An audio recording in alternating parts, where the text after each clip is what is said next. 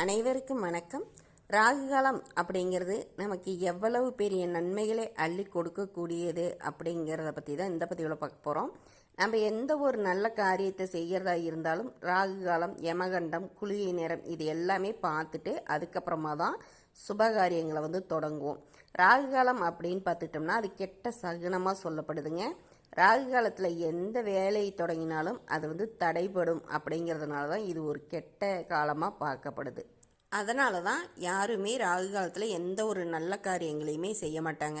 காரணம் அப்படின்னா அது கெட்ட சகனமாக இருக்குது அப்படிங்கிறதுனால தான்.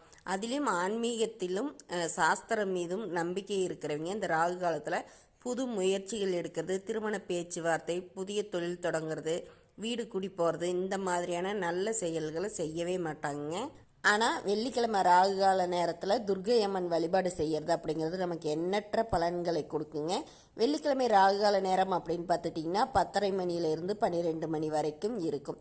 இந்த ராகு கால நேரத்தில் துர்க்கை அம்மனை வழிபாடு செய்யணுங்க. இப்படி நீங்கள் வழிபாடு செய்கிறீங்க அப்படிங்கும் பொழுது தீராத கஷ்டங்கள் எல்லாமே தீருங்க. உங்களுக்கு இருக்கக்கூடிய அனைத்து விதமான தடைகளும் நீங்கும். வெள்ளிக்கிழமை ராகு கால நேரத்தில் நீங்கள் துர்க்கை அம்மன் கோயிலுக்கு போயிட்டு அங்கே எலுமிச்சம்பழம் தோலில் நீங்கள் விளக்கேற்றி வழிபாடு செய்கிறீங்க அப்படிங்கும் பொழுது உங்களுக்கு எண்ணற்ற நற்பலன்கள் சேருங்க. இந்த எலுமிச்சம்பழ தீபம் அப்படிங்கிறது துர்க்கை அம்மனுக்கு ரொம்பவும் உகந்த ஒரு தீபம்.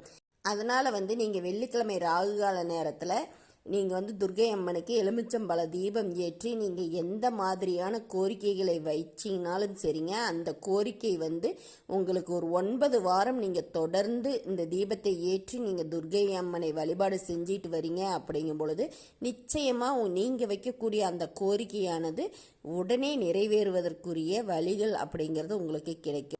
இப்படி தொடர்ந்து நீங்கள் 9 வாரம் வெள்ளிக்கிழமை ராகுகால நேரத்தில் வழிபாடு செய்கிறீங்க அப்படிங்கும் பொழுது உங்களுக்கு இருக்கக்கூடிய திருமண தடை அப்படிங்கிறது விலகுங்க. குழந்தை இல்லாதவர்களுக்கு இந்த வழிபாடு செய்கிறீங்க அப்படிங்கும் பொழுது நிச்சயமாக குழந்தை பாக்கியம் அப்படிங்கிறது உண்டாகும்.